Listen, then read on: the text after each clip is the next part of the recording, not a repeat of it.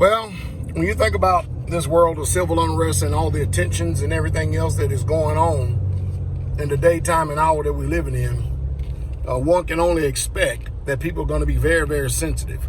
Over in France, there are some Christians mocking the Prophet Muhammad. And of course, if you ever have been outside of the corners of the United States of America and you get into other countries and stuff, there are just certain things that it is just simply not permitted. You just can't do. You simply just cannot do. And one thing you cannot do is be in another country over here across the pond where the real true Islam is prevalent.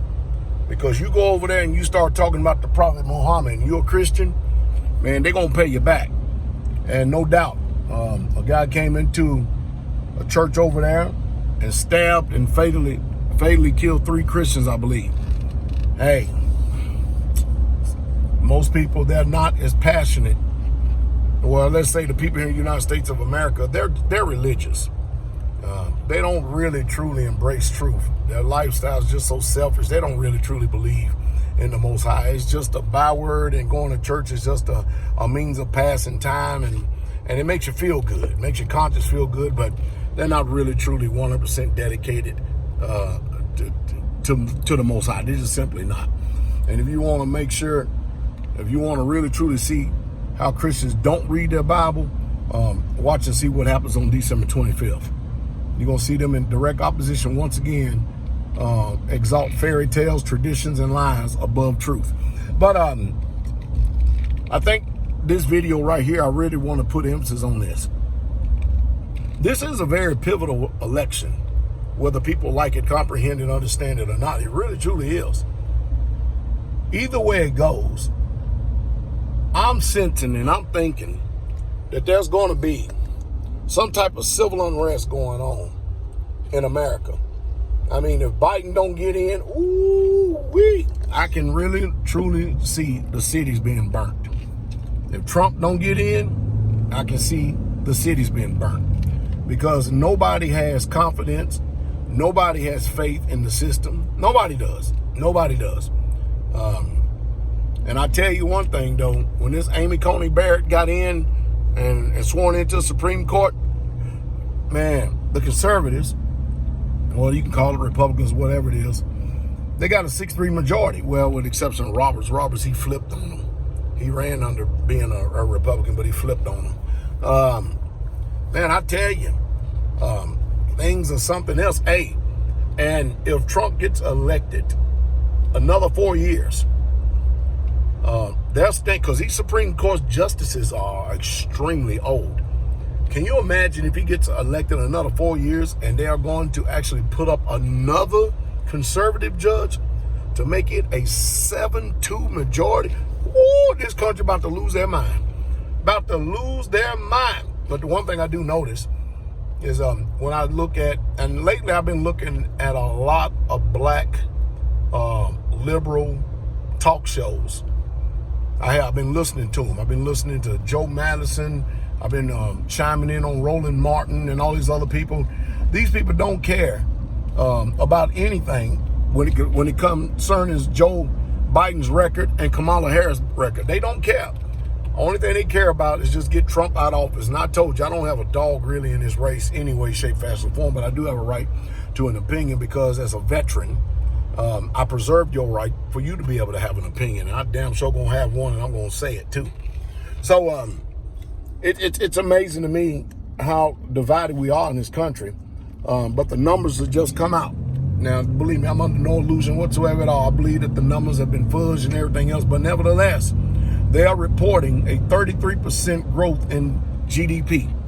That is astronomical. As a matter of fact, that is a plus for the Trump administration, because that is the greatest amount of growth that our economy has ever seen. As a matter of fact, that broke a record. And changing notes here for a second, you know, in your area, do you ever drive down the road and notice there's an extraordinary, a whole bunch of signs for sale, for sale, for sale, for sale, for sale, for sale? Have you noticed that? Man, ain't nobody buying. Who got the money to buy in this kind of market right here? But anyway, I think that either way it goes, it's going to be trouble. Now, let me throw something else in there that you may not even consider. Think about this for a second. No matter who the polls, be it the electoral, because you know the popular vote just don't win in this country. It's all about the electoral college and the super delegates. That's what a lot of Americans don't know. It's about the super delegates and their vote. The electoral college. Y'all better get that through y'all thick heads. But you think about this for a second. With so much animosity, so much disagreement going on both sides of the aisle, check this out. Do you know that Chucky, I'm talking about Chucky Schumacher, and Nancy Pelosi and all them, what if they delay the confirmation for 60 days? Have you ever thought about that for a second? I'm going to tell you what takes place. If the confirmation is delayed 60 days and both sides of the fence is crying foul, do you know that automatically puts Nancy Pelosi in office as Speaker of the House? Ooh-wee! And boy, would this country be something else then. Man, there's so many variables. Because who's going to concede? As proud as Joe Biden is, do you think he's going to concede? And as proud as Trump is, do you think he's going to concede? Man, I tell you, this is going to be something else. This is really, truly going to be something else to see. Get your popcorn. Because this is going to be one show to see. It really is.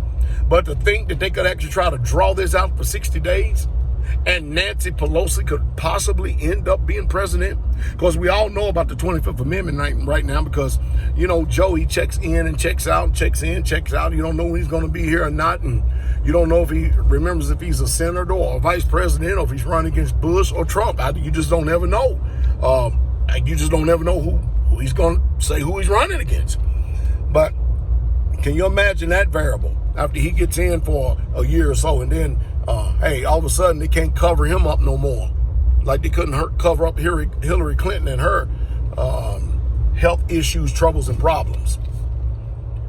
You can see it right now that Kamala Harris, either way it go, they got plans to get a woman into the White House, and the most liberal of women that there's ever been. Remember? Oh man, don't get me started on that again. We've had fun on that, but don't get me started again. It's off the chain. All the variables and everything that could happen. That's the reason why it pays to be abreast. That's the reason why it pays to know what's going on in this world. Because I'm telling you, these people, here's a big one. There's a big one too. I've almost forgot this. We can't let this slip. Well, all of you who had hopes that another stimulus check is coming in the mail, you can forget about that.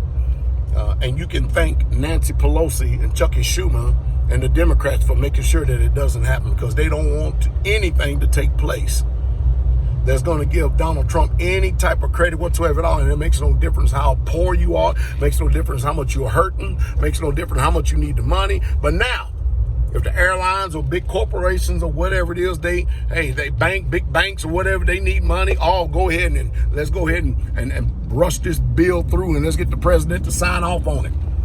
See, politics. They playing politics with your money that they believe is their money. And not only that, they believe that you are serps. I'm telling you, the Democrats is causing more problems than they are solutions in the daytime and hour that we're living in right now. Now, hey, I know. Well, Pastor Dow, who you for? Well, I'm for the Most High. That's what I'm for. How about that? I'm for the Most High. And like I said, my biggest pet peeve out of everything is the Second Amendment. I'm for the candidate that is the most pro-Second Amendment. And you know the reason why? The Second Amendment makes sure that we can exercise our rights to all the other amendments. That's why y'all better get that one through your thick head. The Second Amendment is big. It's huge. And, of course, now we got the ATF playing mental gymnastics again about stocks on AR pistols, man. I tell you, you just don't never know. Now, do they have the right to actually write the law in this? Or what happened to the senators? What happened to the lawmakers? I thought they supposed to be writing laws and stuff. And then if they got a disagreement, it's supposed to go up to the Supreme Court where they actually interpret the law. Man, we got a bunch of dog and pony show, a carnival, mental gymnastics, the whole 9 yards, whatever you want to call it. It's nothing but division at every hand.